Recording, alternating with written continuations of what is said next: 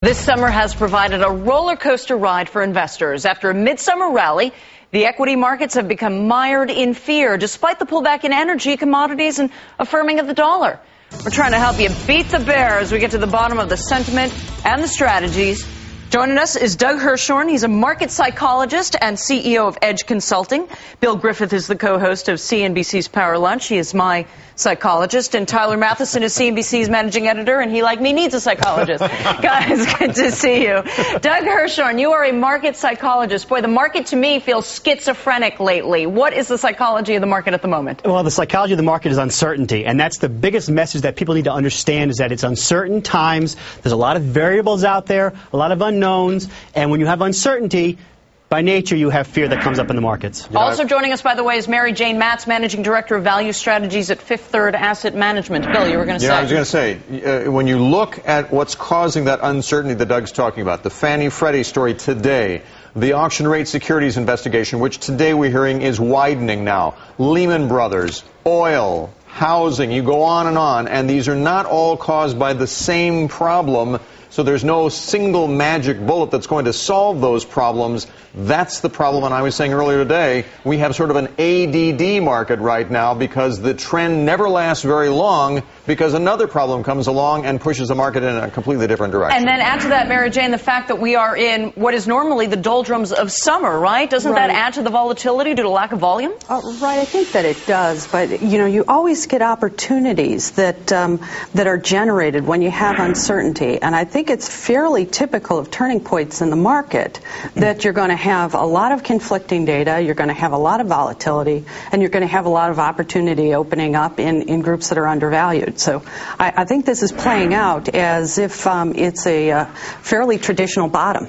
Tyler, what do you think it is that the drop in the oil and strengthening of the dollar hasn't necessarily had as big an impact as we thought? Well, you look at today's numbers and you see that the market actually went up on a day, Michelle, where there was really a tremendous amount of discussion about the possibility that two of the largest mortgage underwriters in the country, I should say, may be on their way to zero in the stock market. And yet, there you see the Dow up almost 70 points. I'm going to hang much on that. That's one day, and who knows that. Oil back up at $1.50. But the market does seem in the past 6 weeks or so to have stabilized at least a little bit in the face of falling oil prices and a stronger dollar. Whether those trends can continue into the fall, your guess is as good as mine. Doug, what does history tell us about periods of uncertainty? Well, that's the important piece to look at history. Historically, we're going through a cycle. It's just a period of time. It's a matter of weathering the storm, staying strong. The problem is people feel uncomfortable because you can't establish a game plan because there are too many unknown variables, like was mentioned earlier. Wait till things start to play out. The Fannie Freddie thing's an important data point that's coming through. The dollar's an important data point. Oil. Once those things start to fall into place, whether it's good or bad, doesn't matter, as long as there's actually some stability in place, then you can start to make an opinion about trades. Bill, that sounds like a path that leads to maybe a retesting of those July lows. You know, you look at the tremendous cross currents that exist right now, and, you know, just today as oil was dropping earlier, I mean, Tyler's mentioning how it finished up $1.15. It was down a like amount earlier, even as Goldman Sachs was still forecasting $149 oil by the end of the year. And that's the problem. Even as you follow one trend, it can reverse on a dime because of these tremendous cross currents. And that, you know, as you're trying to determine a bottom in this market or a top, you know, whichever market you're trying to follow right now, it's so difficult because the trends can change so quickly right now. I don't remember a period in the past 25 years, Bill, maybe you can think of one, where we've had so many, sort of a succession of so many little crises. Right. Whether you go back from a year ago, and then you start to think things are going to get better. The MBIA, AMBAC in the winter, and then Bear Stearns in the early spring,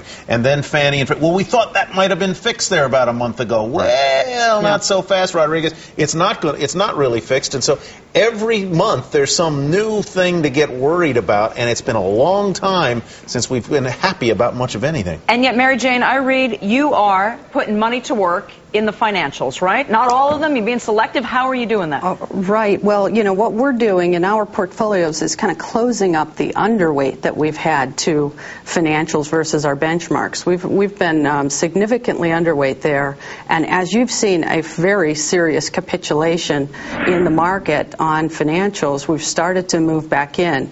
We're perhaps over-diversifying right now by holding more names in those sectors than we normally would, but we're using diversified financials, insurance companies, regional banks, REITs. We're taking a very broad approach to coming up to an equal weight. You stepping into any of these brokers? At this point, the valuations there don't seem to warrant it. The risk-return trade-off is far better, we think, in the regional banks and in the diversified financials like Citigroup.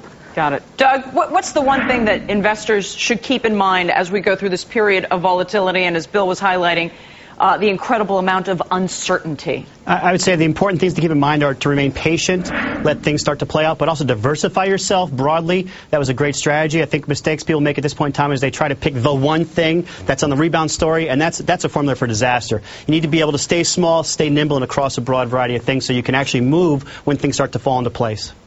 And eventually, as we all know, we've been doing this long enough, or as long as Tyler Matheson's been doing this, certainly, this too shall pass. Absolutely. All trends change, and we will see resolutions in some of these problems eventually. That's great advice. That's true. I told you he was my psychologist. Don't you feel better, Tyler? Guys, thank you so much. We really appreciate it. Doug and MJ, good to see you. Thanks, and Michelle. Bill and Tyler.